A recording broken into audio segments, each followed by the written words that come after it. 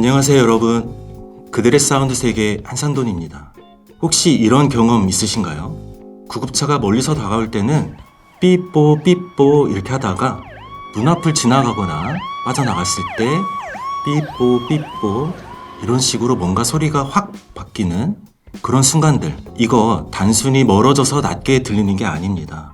진짜로 소리 자체가 바뀐 건데요.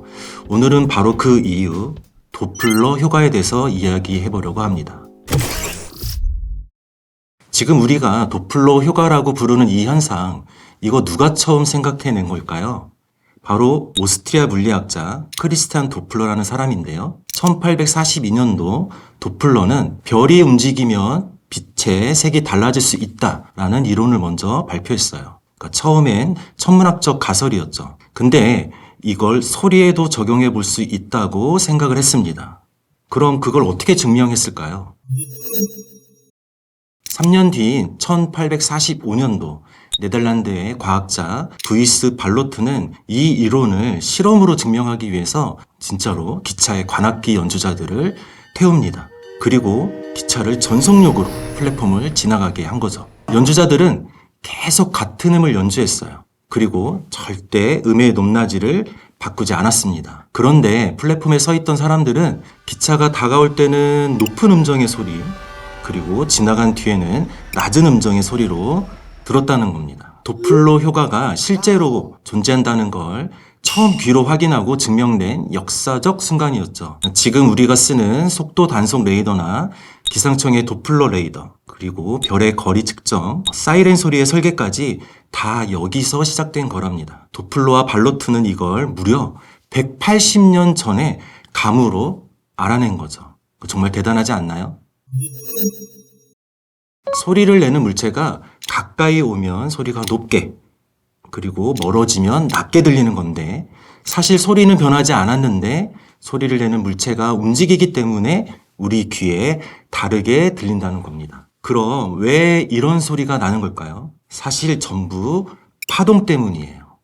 소리는 눈에 보이지 않지만 공기를 진동시키며 전해지죠. 이 파동이 한 지점에서 주기적으로 발생을 하면 그게 우리 귀에 도달하면서 소리로 들리게 되는 겁니다. 근데 이 파동이 가만히 있지 않고 움직이기 시작하면 앞뒤로 빽빽해지거나 느슨해지는 거죠. 구급차가 다가올 때는 파동이 압축이 돼서 높은 음, 삐뽀 삐뽀 이런 식으로 들리고, 구급차가 멀어질 때는 파동이 느슨해져서 아까보다 낮은 삐뽀 삐뽀 이런 식으로 저음으로 들리게 되는 겁니다. 사이렌은 똑같은 똑같은 소리를 내고 있지만 우리가 듣기에 완전히 다른 소리처럼 느껴지게 되는 거죠. 도플러 효과의 원리를 이해했으니까 여기서 등장한 소리의 주파수, 파장, 음고의 개념을 조금 더 쉽게 풀어보도록 하겠습니다. 먼저 주파수는 말 그대로 파동이 일정 시간당 몇 번을 떨고 지나가는지, 그러니까 곧 1초에 몇 번의 파동이 통과되는지를 나타내는 거예요. 단위는 헤르츠로 표시하죠.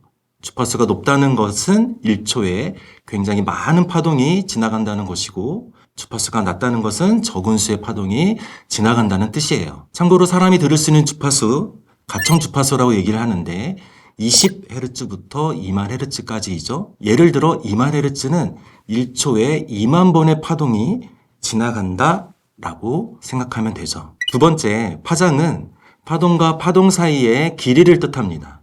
그러니까 한마디로 옆 파동과의 간격을 얘기하는 건데요. 이 파장과 주파수는 반대로 생각하면 돼요. 파장이 짧게 빽빽하면 1초에 많은 수의 파동이 지나가니까 주파수가 높고, 파장이 길면 1초에 적은 수의 파동이 지나가니까 주파수가 낮은 겁니다. 세 번째, 음고.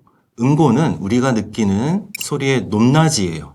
그러니까 흔히 높은 음, 낮은 음 할 때 그 높고 낮음을 우리는 음고라고 하죠. 과학적으로는 주파수가 높으면 높은 음고, 주파수가 낮으면 낮은 음고로 느껴집니다.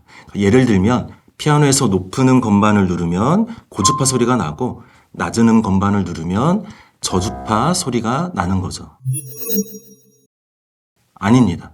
그러니까 우리 몸에도 반응을 합니다. 갑자기 날카로운 고음이 들리면 몸이 위험 신호로 받아들여요. 심장이 빨라지거나 근육이 긴장하거나 혈압이 올라가죠. 반면 낮고 둔탁한 저음을 들으면 심박수가 낮아지고 긴장이 풀리면서 마음도 차분해지죠. 그래서 사이렌을 일부러 고음으로 만드는 거고 백색 소음이나 베이스 음악은 저음으로 안정감을 주는 겁니다. 영화 속 도플러 효과 사용할까요? 당연히 사용하겠죠. 예를 들면 자동차 경주 장면이 있다고 했을 때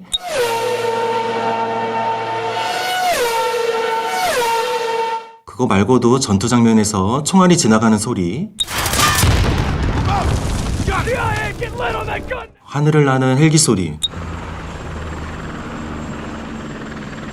드론 소리,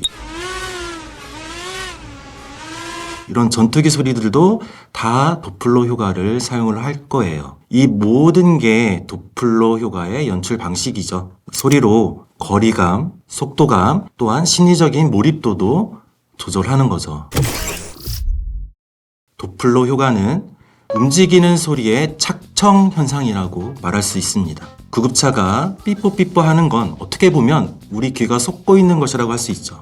구급차 사이렌 소리는 원래 같은 의미였으니까요. 이 변화는 단순한 청각 자극을 넘어서 감정이나 반응, 몰입까지 영향을 주죠. 오늘 도플러 효과에 대해 여러분들과 함께 얘기를 나눴는데 재밌으셨나요? 이제 사이렌 소리를 들었을 때 오늘의 영상 꼭 기억 부탁드릴게요. 일상 속 과학의 재미를 느끼셨기를 바라면서 오늘도 귀로 세계를 여행한 그들의 사운드 세계였습니다.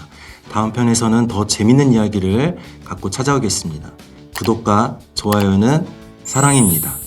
안녕.